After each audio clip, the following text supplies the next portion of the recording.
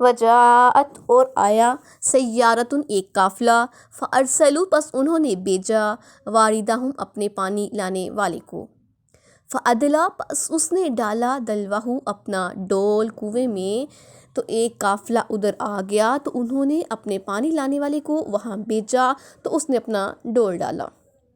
قولا اس نے کہا یا بشرا خوشخبری ہے ھذا غلام یہ تو ایک لڑکا ہے وَأَسَرُّوهُ اور اسے چھپا لیا بِضَاعَةً اپنے مال تجارت سمجھ کر واللہ اور اللہ علیم خوب جانتا ہے بما یعملون جو کچھ وہ کر رہے تھے اور جو کچھ وہ کر رہے تھے اللہ ان کے سب اعمال کو جانتا تھا وَشَرَوْهُ اور اس نے بیچ دیا بِثَمَنٍ بَخْسٍ تھوڑی قیمت میں انہوں نے اسے تھوڑی قیمت میں بیچ ڈالا دراہم درہموں میں معدودات چند تو گنتی کے درہموں کے بدلے میں انہوں نے اسے بیچ ڈالا وَقَانُوا فِيهِ اور وہ تھے اس کے بارے میں من الزاہدین بیزار اور وہ اس سے بیزار تھے تو یہاں مراد بھائیوں کا حضرت یوسف علیہ السلام کو تھوڑے قیمت میں بیچ ڈالنا ہے کہ ان کی قیمت کا علم تو ہر ایک کو ہے حضرت یوسف علیہ السلام نبی بن نبی تھے تو انہوں نے کوڑیوں کے مول اپنے بھائی کو بیچ ڈالا چند درہموں کے بدلے میں تو یہ دام لے کر آپس میں بانٹ لیے اور اس کی انہیں کوئی پرواہ نہ تھی اور انہیں علم ہی نہیں تھا کہ اللہ کے ہاں اس کی کیا قدر ہے وہ کیا جانتے تھے کہ یہ اللہ کے نبی بننے والے ہیں وقال الذی اور کہا اس شخص نے اشتراہ جس نے اس کو خریدا من مصر میں تو جس شخص نے اس کو مصر میں خریدا لامرأتہ اپنی بیوی سے کہا اکرمی عزت کر مثواہ اسے رکھ یعنی کہ اس عزت سے اس کو رکھ ایسا ہو سکتا ہے کہ ینفعنا کہ وہ ہمیں نفع دے او نتخذہ یا ہم بنا لے اس کو والدن اولاد تو عزیز مصر نے جس نے اسے خریدا تھا اپنی بیوی زلیخا سے کہا کہ اسے عزت سے رکھنا ہو سکتا ہے کہ یہ ہمیں فائدہ پہنچائے یا ہم اسے اپنا بیٹا ہی بنا لیں وَكَذَلِكَ اور اسی طرح مکننا ہم نے جگہ دی یوسف علیہ السلام کو اسی طرح ہم نے یوسف علیہ السلام کو جگہ دی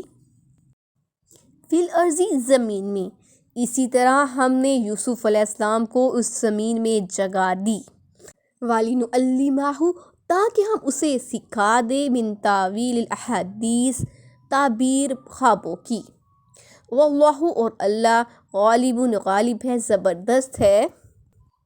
علی امرہ اپنے حکم کے نافذ کرنے پر ولیکن اور لیکن اکثر الناس اکثر لوگ لا یعلمون جانتے ہی نہیں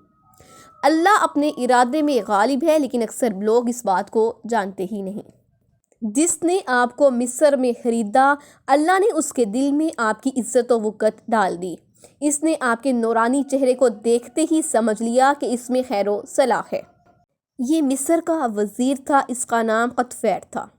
یہ مصر کے خزانوں کا داروغہ تھا مصر کی سلطنت اس وقت ریان بن ولید کے ہاتھ میں تھی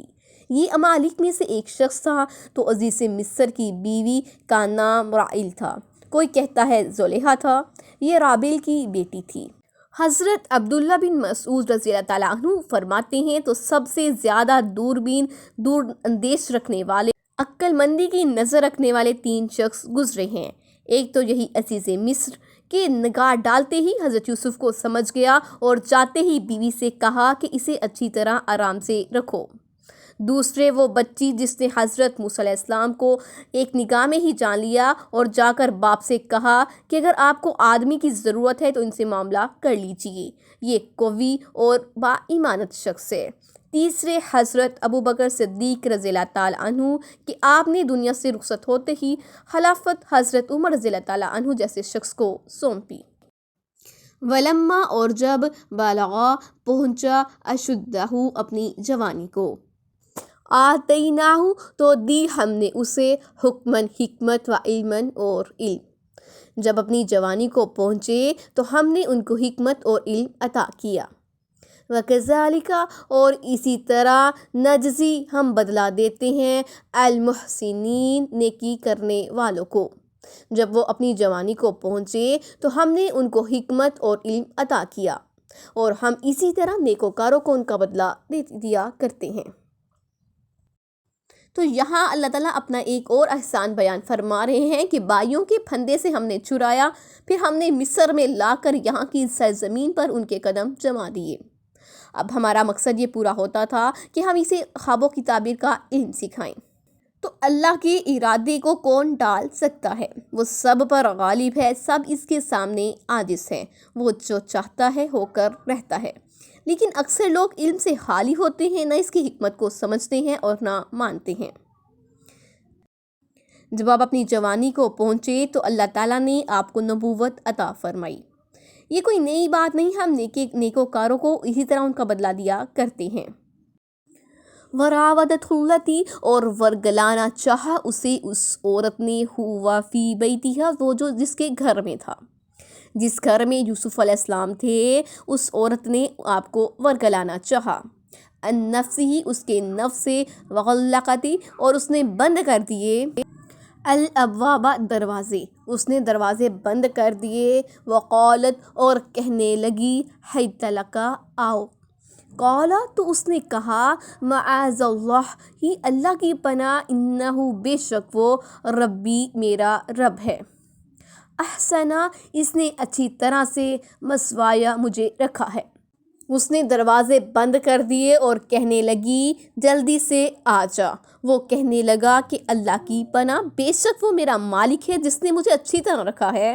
انہو، بے شک وہ، لا یفلح، نہیں فلاح پاتے، الظالمون، ظالم لوگ، تو بے شک ظالم لوگ فلاح نہیں پاتے۔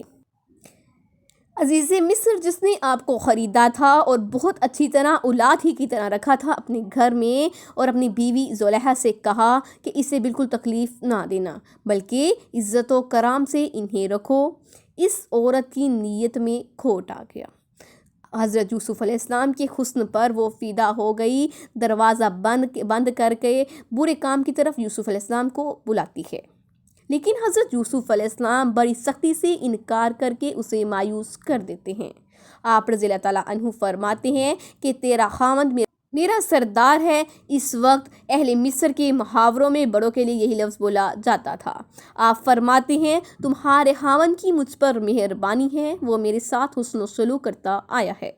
پھر کیسے ممکن ہے کہ میں ان کی خیانت کروں؟ یاد رکھو، چیز کو غیر جگہ رکھنے والے بھلائی سے محروم ہو جاتے ہیں۔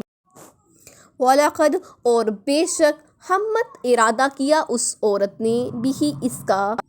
وَہَمَّ، اور وہ ارادہ کرتے، بِہا، اس کا، اور بے شک عورت نے اس کا ارادہ کیا اور وہ بھی اس کا ارادہ کرتے، لولا، اگر نہ،